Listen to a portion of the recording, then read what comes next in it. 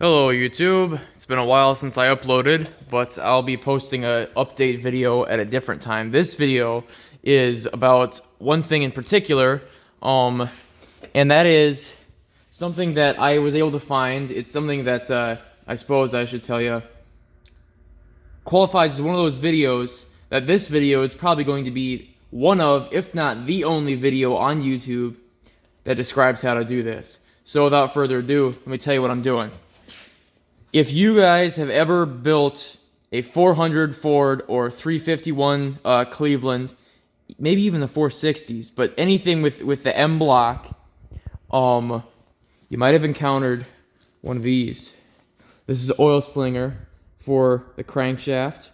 The camshaft has its own oil slinger, and that's this big thing right here. And you know that comes off with the bolt, with the sprocket. Everything comes off at once. The crankshaft oil slinger is this, and it's pressed on. And the book and online forums, none of it at all describes how to take this off. They just say remove the oil slinger. None of them say how you're supposed to remove it, because since it's pressed on, you can't just pull it off. They make it sound like you can just grab onto it and pull it off of the front of the crankshaft, but you can't. Because as you can see, I just got this one off after a whole lot of swearing and throwing tools. And now, it does not go back on because it's press fit. You have to press this on to get it to go on. You have to bang it on with a socket that's this big around and hit it down. But in order to get it off, you can't use the socket because it's the opposite direction, right? So this being the only YouTube video out there that shows you how to remove your crankshaft oil slinger on a Ford 400M, you got to use one of these pullers. These deals right here, these little octopus looking things. I used this little one. And once you get your crank sprocket loose, either by using a couple of pry bars when it's still in the motor, or using one of these to loosen it up a little bit so it's sitting on there freely.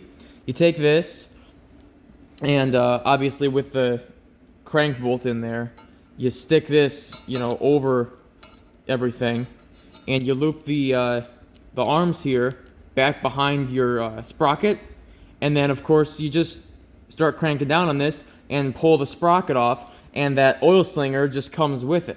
The book makes it sound like you take it off before you take the sprocket off, but that's not correct because there's no way to do it. You have to pull it off with the sprocket, and you have to apply even pressure around everything. You can't use a couple of pry bars and go one here and just sort of back and forth, back and forth. You can't do that because this it has to come off 100% evenly. If you just rock it back and forth like this, it'll never come off, and it'll just end up, see that little line right there? That was from this, because I was trying to get it off, and I cocked it to the side like this, and then I cocked it to the side like that, and then I cocked it back, and I realized I wasn't actually getting anywhere. It just made a little score right there, and on the opposite side as well. It wasn't doing anything, it was just damaging my crankshaft. So you don't want to do that. You want to pull it off with a 3-prong or 4-prong puller, if you have a 4-prong puller, with the crankshaft sprocket, and it'll pull right off. Little tip for you guys: if you're taking your engine apart and you're watching this video as you're doing it, don't get rid of this and don't ruin it. This one's a little damaged, but it's reusable. They don't make these anymore. You can't get them new old stock. You can't get them from Ford. You can't get them from Napa. They don't make this part anymore. It's discontinued, and you're not going to find one on eBay. I already tried. So you have to reuse this, because this is going to supply your timing chain with adequate lubrication so it doesn't have premature wear. And a lot of people on the forums tell you don't need this, but if the book says you need it, you need it. So that's how you remove that. Don't get rid of it. Don't break it. Don't damage it. There you go. And then when you're, like I said, when you're putting it back on, you just sort of sit it on there nice and even and bang it on with a socket or a PCV pipe. Stick it on the end of it and bang it in there and it'll go back on. But this right here, the shaft is tapered. As you can see, it's got 3 levels of it. It's got the high level right here, and then it's got this slightly lower level, and you can't see that on camera, but you can see the line of where it tapers. And then it goes back up to a high area right here where the sprocket's pushed on. But in between where the sprocket goes, where that oil stain is, and where the oil slinger goes, which is right in here, this is the ridge you have to get that oil slinger past when you're pulling it off. And like I said, it's pressed on, so you're not going to be able to just pull it off like the book makes it sound like.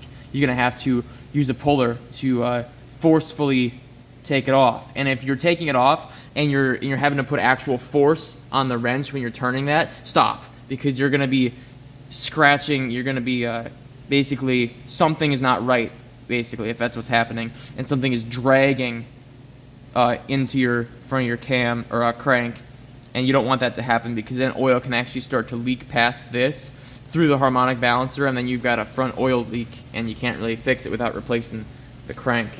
So I've talked enough. That's how you do that. Hopefully someone didn't get bored of this and click off, because this is the only video on YouTube you're going to find that tells you how to remove your front oil slinger on your crankshaft. It's the only one. I looked for hours. I shit you not. Anyway, hope I helped at least one person, and on that note, I'll see you in the next one.